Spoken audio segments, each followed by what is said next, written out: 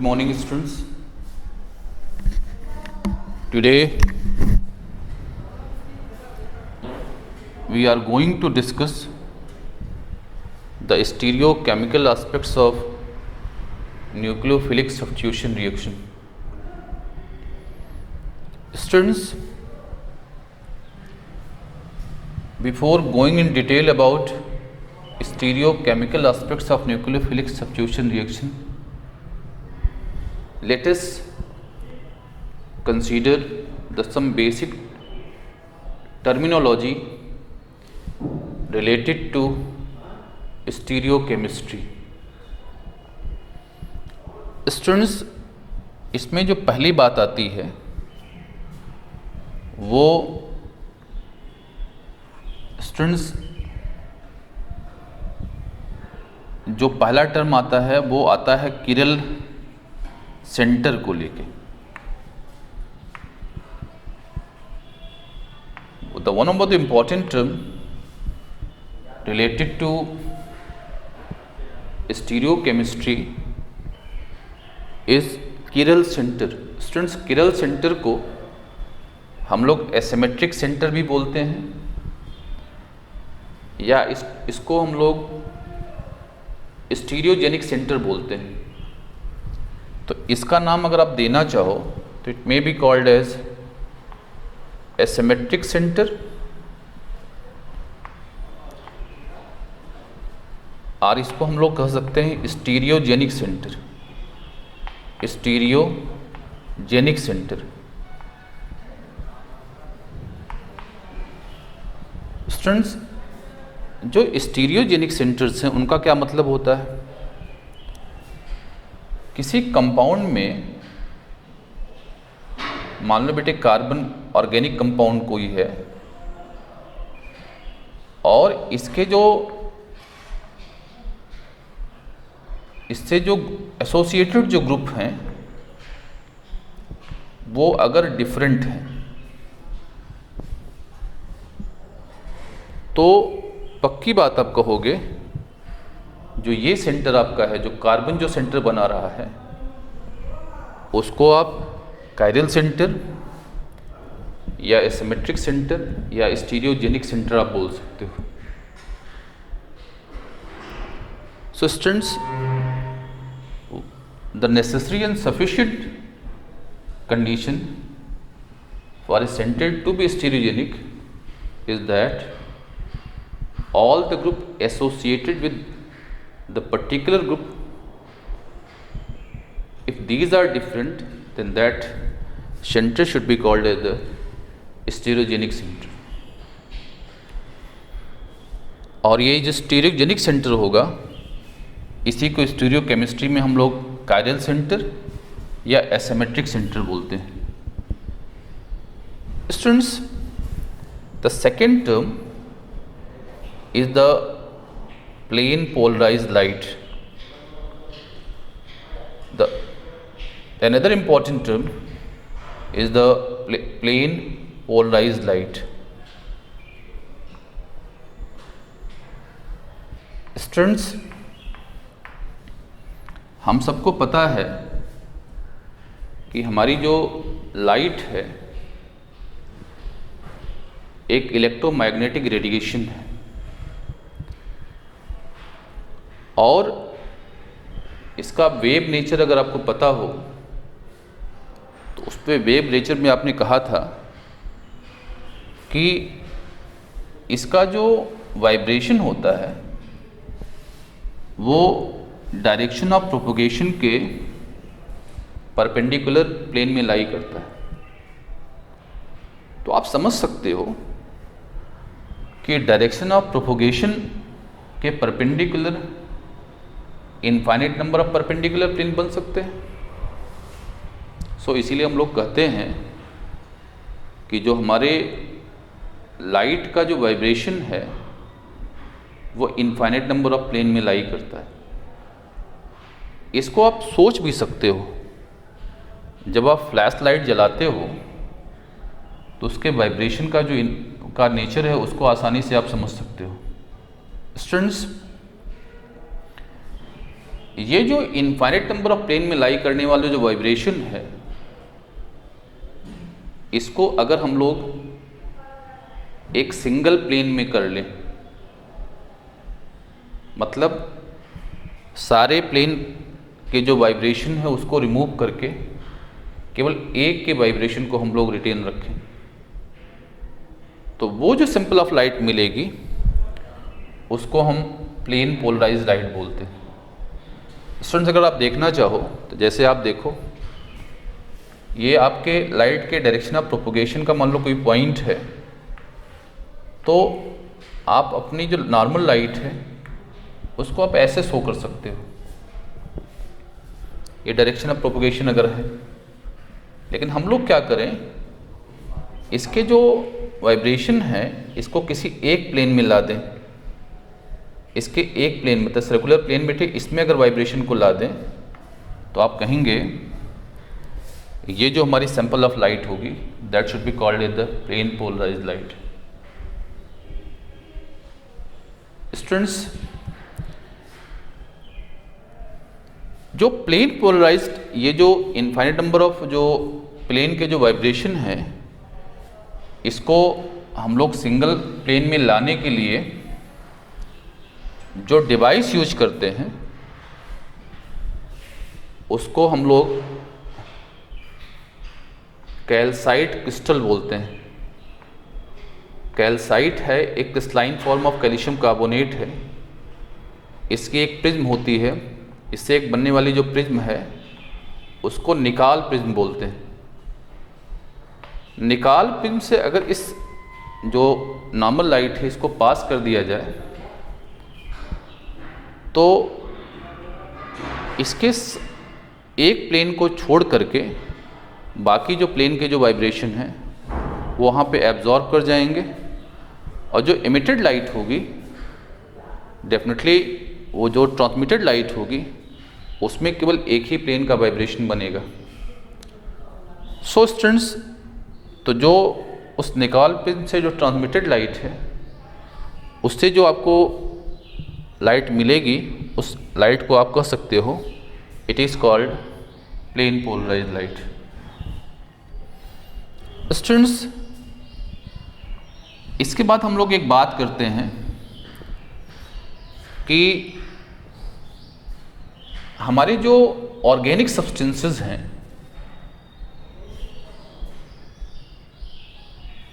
उनमें बेटे हम लोग उनको अगर हम लोग क्लासिफाई करें उनकी ऑप्टिकल एक्टिविटी की ग्राउंड पर, तो first let us take here what do mean by optical activity of organic compound. और ऑप्टिकल एक्टिविटी की बात करें स्टूडेंट्स,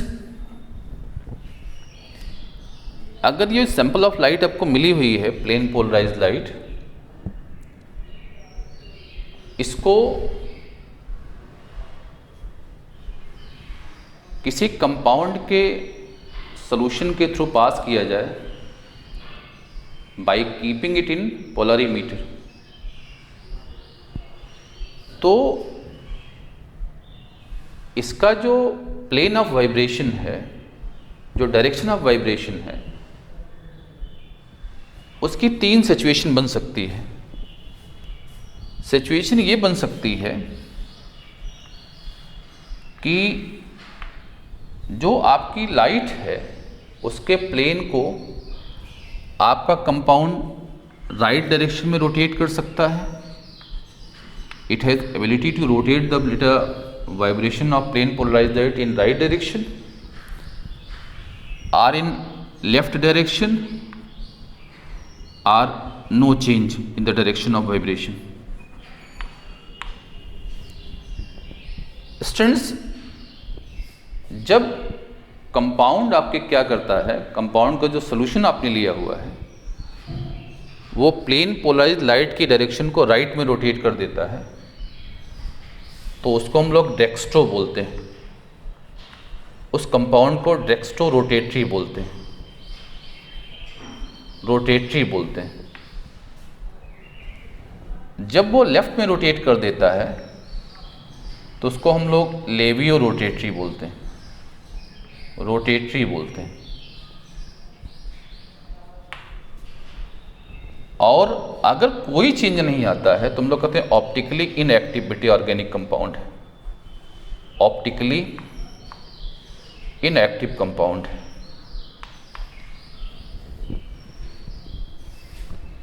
स्टूडेंट्स, तो जो राइट में रोटेट करता है और जो लेफ्ट में रोटेट करता है,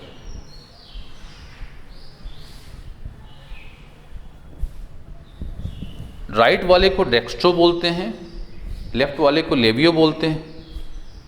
और दोनों को मिला करके कंपाउंड को हम लोग कहते हैं, इन दोनों कंपाउंड को, चाहे वो डेक्स्ट्रो वाला हो चाहे वो लेवियो वाला हो, इनको हम लोग ऑप्टिकली एक्टिवेटेड ऑर्गेनिक कंपाउंड बोलते हैं,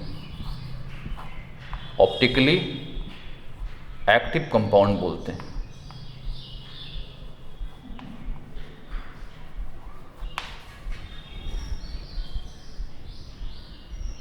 मतलब those organic compound which can rotate the direction of vibration of plane polarized light either towards right or left are jointly called as optically active organic compounds। और जो कुछ नहीं कर पाता, जो कोई चेंज प्रोड्यूस नहीं कर पाता, उसको ऑप्टिकली इनएक्टिव ऑर्गेनिक कंपाउंड बोलते हैं। Now the students, जो हमारे ऑप्टिकली एक्टिव कंपाउंड हैं, इनकी, और जो ऑप्टिकली इनएक्टिव कंपाउंड हैं, इनके ऑप्टिकली एक्टिव होने के लिए या ऑप्टिकली इनएक्टिव होने के लिए बेसिक रिक्वायरमेंट क्या है, बेसिक कंडीशन क्या है। तो स्टूडेंट्स, अगर कोई कंपाउंड ऑप्टिकली एक्टिव है या ऑप्टिकली इनएक्टिव है, उसकी कंडीशन ये है कि अगर आपका compound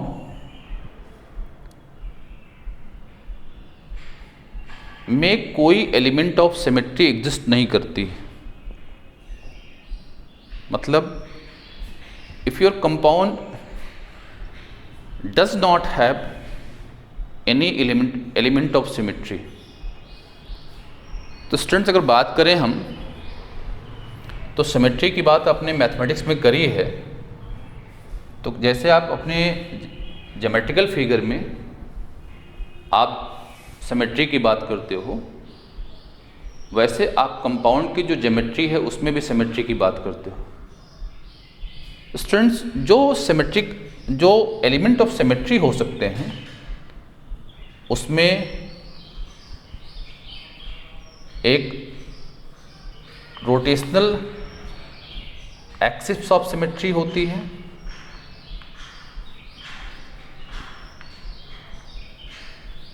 rotational axis of symmetry होती है, दूसरा प्लेन ऑफ सिमेट्री होती है,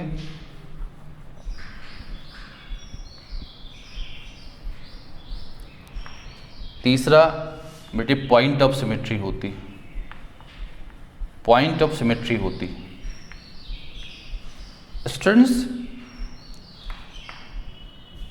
अगर आपके किसी कंपाउंड में, ऑर्गेनिक कंपाउंड में, इनमें से कोई एलिमेंट ऑफ सिमेट्री एग्जिस्ट करती है, that is rotational axis of symmetry exist करती हो या प्लेन ऑफ सिमेट्री एग्जिस्ट करती हो या पॉइंट ऑफ सिमेट्री एग्जिस्ट करती हो, तो पक्का आप कहते हो हमारा कंपाउंड सिमेट्रिकल है।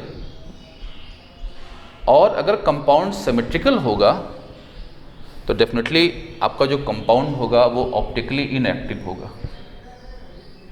It has no ability to rotate the direction of vibration of plane polarised light. तो स्टूडेंट्स, एक बात यहाँ जो आती है कि रोटेशनल एक्सिस ऑफ सिमेट्री की अगर हम आप बात करें तो क्या मतलब इसका होता है। पता है स्टूडेंट्स कि अगर हम लोग अपना कंपाउंड इस तरह का हो कि अगर हम लोग क्या करें उसको 360 बाई n डिग्री से, जहाँ पर 1 n की वैल्यू 1 2 3 ये सब हो सकती है, n इज 1 2 3, अगर इस एंगल से घुमाने पर आपका जो कंपाउंड है और उसकी इमेज एक दूसरे को सुपर इम्पोज कर जाए। लिसन, जैसे मैं आपसे बात करूं कि बेटे अगर 360 पर आप उसको रोटेट कर दो, कंपाउंड आप लो और उसको 360 पे घुमा दीजिए, इसको रोटेट कर दीजिए, तो फिर से आपका कंपाउंड मिल जाए, सेम कंपाउंड मिल जाए। बेटे अगर यहाँ हम लोग कहें अगर 2 वैल्यू पे तो कहेंगे 180 से घुमाने पर क्या मिले, आपको सेम कंपाउंड मिल जाए, मतलब उसकी सेम ज्योमेट्री का कंपाउंड मिल जाए, सेम ओरिएंटेशन स्पेशल अरेंजमेंट का कंपाउंड मिल जाए। बेटे 3 पुट कर दीजिए तो 120 डिग्री पर अगर मिल जाता है, और ऐसे ऐसे आप बनाते जाइए। अब 4 यहाँ पुट करिए तो 90 डिग्री पे आप घुमा सकते हो। मिलने पर अगर आपको सेम स्पेशल अरेंजमेंट का कंपाउंड आपको मिल जाता है, आप ऐसे घुमाते जाइए, तो जिस एक्सिस के अबाउट आप इसको घुमाएंगे और घुमाने पर आपको सेम स्पेशल अरेंजमेंट का कंपाउंड मिल जाएगा, उसको हम लोग रोटेशनल एक्सिस ऑफ सिमेट्री बोलते हैं। अगर ये सिमेट्री एग्जिस्ट करती होगी तो पक्का आप कहेंगे कंपाउंड सिमेट्रिकल है, इसलिए ऑप्टिकली इनएक्टिव होगा। स्टूडेंट्स, लाइकवाइज आप कह सकते हो कि अपने कंपाउंड के स्पेशल अरेंजमेंट को क्या कर सकते हो, आप किसी प्लेन के लॉन्ग 2 सुपर इम्पोजेबल बता सकते हैं, सुपर इम्पोजेबल हाफ में बांट सकते हो, तो कहेंगे यहाँ प्लेन ऑफ सिमेट्री हो सकती है। और ऐसे ऐसे 2 सिमिलर हाफ में अगर आप किसी पॉइंट के अबाउट अगर उसको आप बांट सकते हो तो उसको कहेंगे वो पॉइंट ऑफ सिमेट्री एग्जिस्ट करती है। और अगर इनमें से कोई एक्सिस ऑफ सिमेट्री एग्जिस्ट करेगी, कोई एलिमेंट ऑफ सिमेट्री एग्जिस्ट करेगी, तो कंपाउंड बेटे ऑप्टिकली इनएक्टिव होगा। स्टूडेंट्स, लेकिन अगर किसी कंपाउंड का जो स्पेशल अरेंजमेंट है it is lacking in rotational axis of symmetry, plane of symmetry and point of symmetry, then पक्की बात है कि वो जो हमारा कंपाउंड होगा वो हम लोग कह सकते हैं कि उसको ऑप्टिकली एक्टिव होना चाहिए। सो नाउ द स्टूडेंट्स, तो किसी कंपाउंड के ऑप्टिकली एक्टिव होने के लिए या ऑप्टिकली इनएक्टिव होने की ये प्राइमरी कंडीशन है कि अगर ऑप्टिकली इनएक्टिव है तो उसमें एलिमेंट ऑफ सिमेट्री एग्जिस्ट करेगी, और अगर ऑप्टिकली एक्टिव है तो डेफिनेटली कंपाउंड में जो होना चाहिए वो कोई एलिमेंट ऑफ सिमेट्री प्रेजेंट नहीं होने चाहिए। स्टूडेंट्स, किसी कंपाउंड में एलिमेंट ऑफ सिमेट्री ना प्रेजेंट हो, इसकी कंडीशन, इसकी प्राइमरी कंडीशन ये है कि उस कंपाउंड का कम से कम एक ऐसा सेंटर जरूर हो जो क्या हो, डिफरेंट ग्रुप के साथ एसोसिएटेड हो। स्पेसिफिकली हम अगर ऑर्गेनिक केमिस्ट्री की बात करें तो बेटे अगर ऑर्गेनिक कंपाउंड में कम से कम आपके कंपाउंड में एक ऐसा कार्बन एटम जरूर एग्जिस्ट करता हो जो 4 डिफरेंट ग्रुप के साथ एसोसिएटेड हो। पहली बात, वो कार्बन sp3 हाइब्रिडाइज्ड हो। sp3 हाइब्रिडाइज्ड होने के साथ साथ क्या हो, ये 4 डिफरेंट ग्रुप के साथ अगर एसोसिएटेड होगा तो पक्का कहेंगे ये जो कंपाउंड आपका बनेगा that is lacking in element of symmetry. If this is lacking in element of symmetry definitely आप कहोगे कि वो जो कंपाउंड होना चाहिए that must possess optical activity. It means कि ये कंपाउंड पक्का है।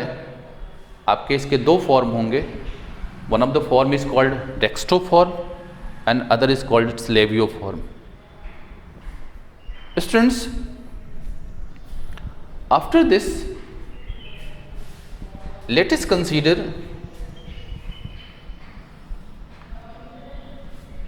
the mirror image relationship।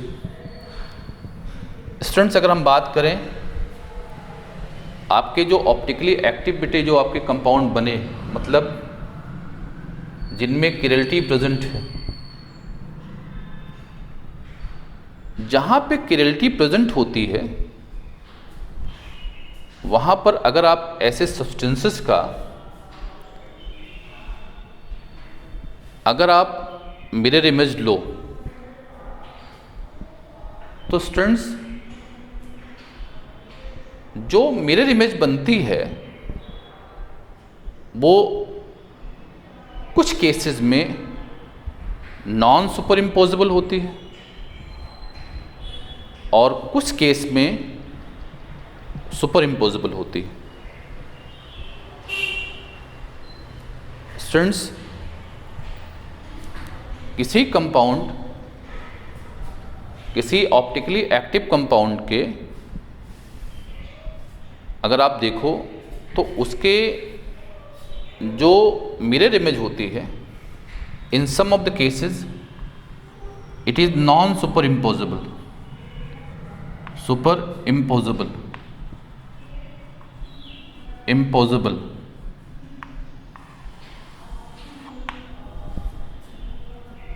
जैसे मैं आपसे कहूं कि आपका लेफ्ट हैंड और राइट हैंड, ये देखो non superimposable mirror images बनाएगा। लेफ्ट राइट हैंड की बेटे जो इमेजेस होंगी वो नॉन सुपर इम्पोजेबल होंगी। नॉन सुपर इम्पोजेबल इसलिए हैं क्योंकि आपके जो हाथ हैं उसके जो आपकी पाम है इसमें कोई एलिमेंट ऑफ सिमेट्री एग्जिस्ट नहीं करती। Due to absence of element of symmetry left और राइट हैंड वो एक दूसरे के mirror non superimposable mirror image बनाती। स्टूडेंट्स, जो non superimposable mirror images बनाती हैं उन पेयर को हम लोग उनको इनेंशियोमर्स बोलते हैं, इनेंशियोमर्स बोलते हैं। और दूसरी जो सिचुएशन आएगी उसमें ये आएगी कि all the compound has element of symmetry but इसकी जो मिरर इमेज बनेगी वो सुपर इम्पोजेबल बनेगी। तो उन सारे पेयर को जो सुपर इम्पोजेबल इमेजेस बनाते हैं उनको डाई स्टीरियो आइसोमर्स बोलते हैं। So students, we have the two important term regarding the optically active organic compound, that is one is enantiomers and other is distereoisomers। Students, अब बात की जाए after this let us consider the stereochemical aspects of nucleophilic substitution reaction। तो students, जो nucleophilic substitution reactions के जो optical aspects हैं वो बेटे तीन होते हैं। उसको एक को हम लोग रिटेंशन बोलते हैं, one is called retention, other is called inversion, other is called that is racemization। These are three important aspects of your stereochemical aspects of nucleophilic substitution reaction। Students, अगर हम लोग क्या करें, न्यूक्लियोफिलिक सब्स्टिट्यूशन रिएक्शन में एक ऐसी alkyl halide लें जो ऑप्टिकली एक्टिव हो। जैसे मैं आपसे कहूं कि ब्यूटेन 2-क्लोरोब्यूटेन आप लो, 2-क्लोरोब्यूटेन आपका कंपाउंड है। लेट अस कंसीडर 2-क्लोरोब्यूटेन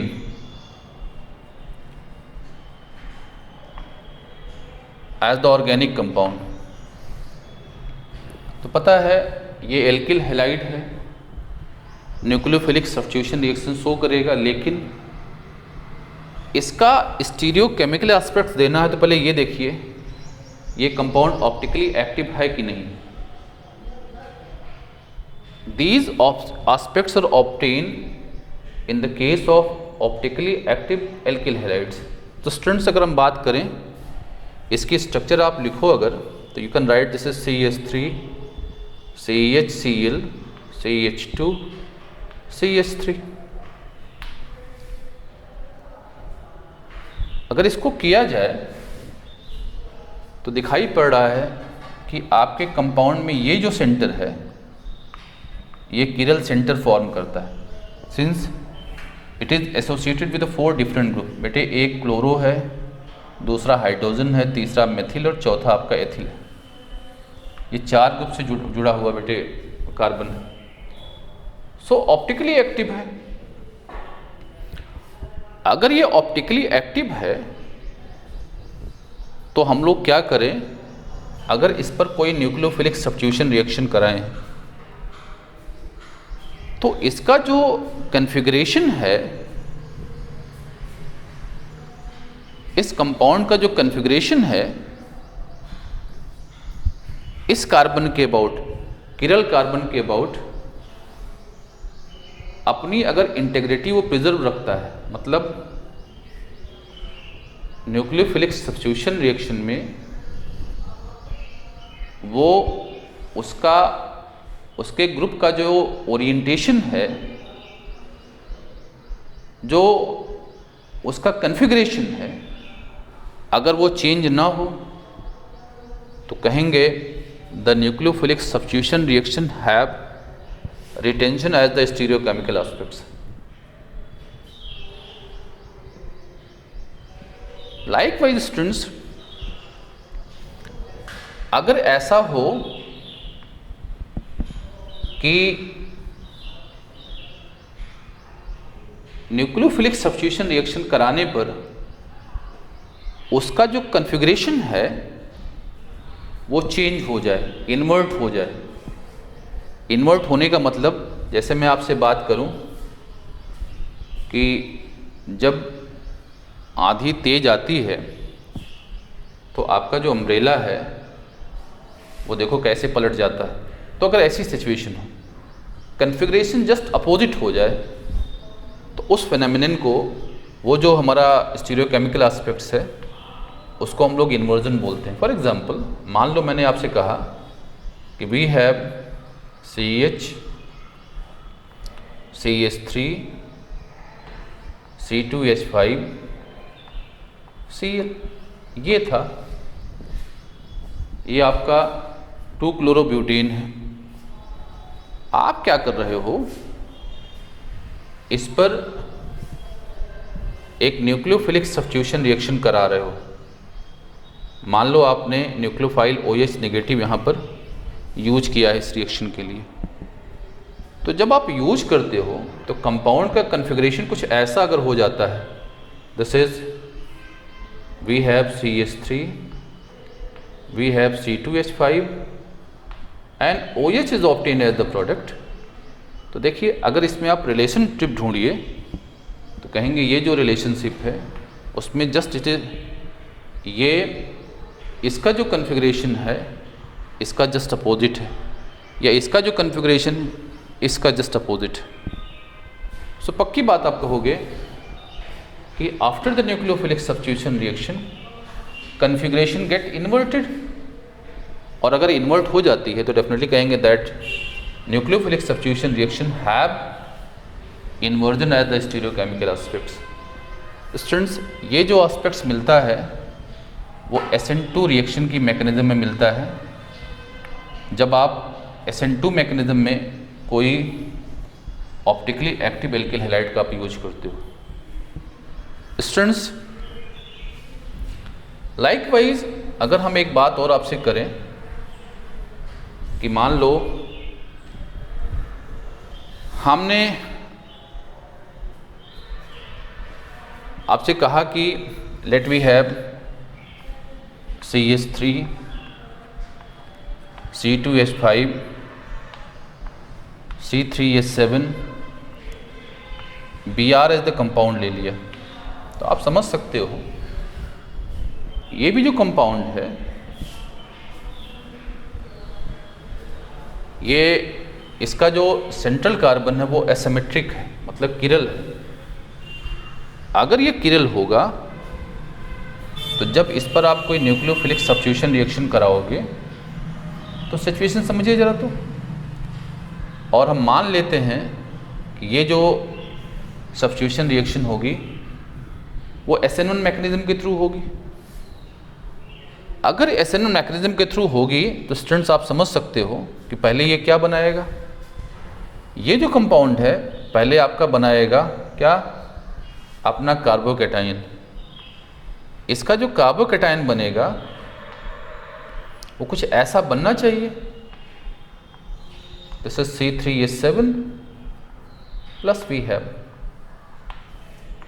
तो पहले तो फॉर्मेशन कार्बोकैटायन का होगा, फिर क्या होगा, इस पर न्यूक्लियोफिलिक सब्स्टिट्यूशन रिएक्शन होगी।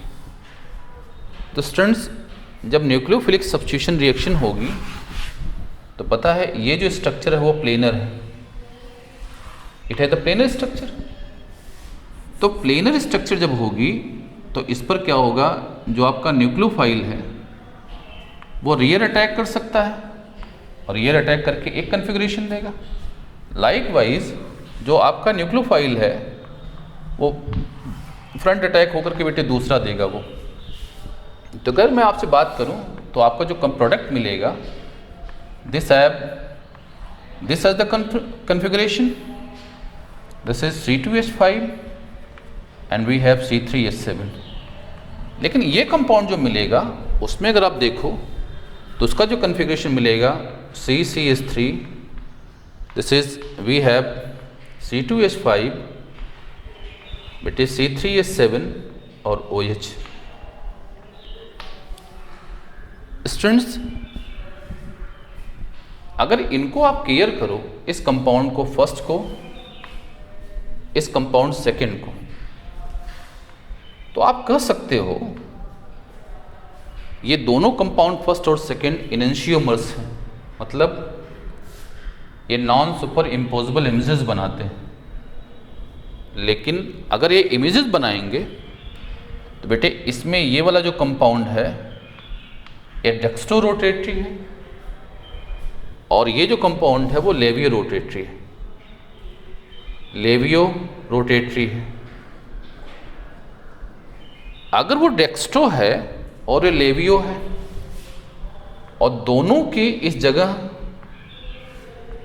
जो यील्ड है वो 50-50% की है, तो चूंकि रिएक्शन में दोनों बन रहे हैं इसलिए आप कहेंगे 50% यील्ड का ये है, 50% यील्ड का ये है।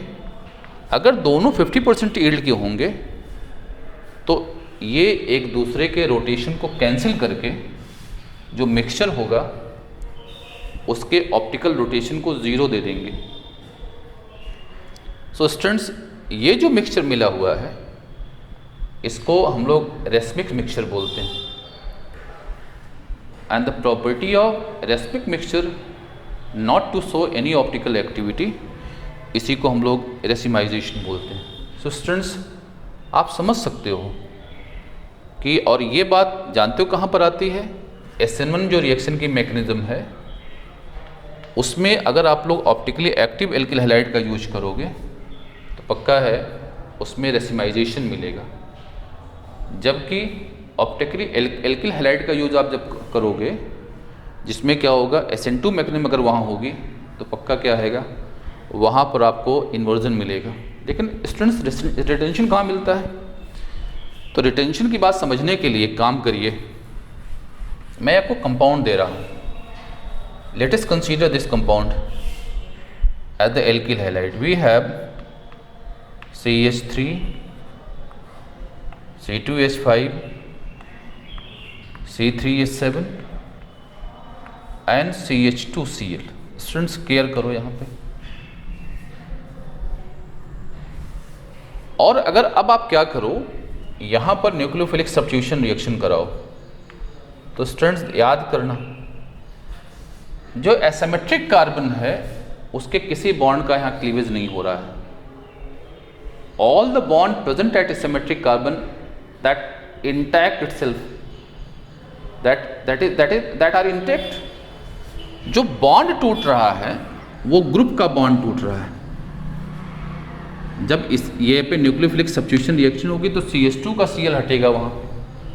अगर CH2 का Cl हटेगा तो आप देखेंगे ऐसी सिचुएशन में जो प्रोडक्ट होगा और जो आपका ये रिएक्टेंट है, दोनों की जो स्पेशल अरेंजमेंट होगी एक एसिमेट्रिक कार्बन के अबाउट, वो सिमिलर होगी। और अगर सिमिलर होगी तो पक्का कहेंगे this particular compound has retention as the stereochemical aspects. So students, in this way you can describe all the stereochemical aspects associated with the nucleophilic substitution reaction. Thank you.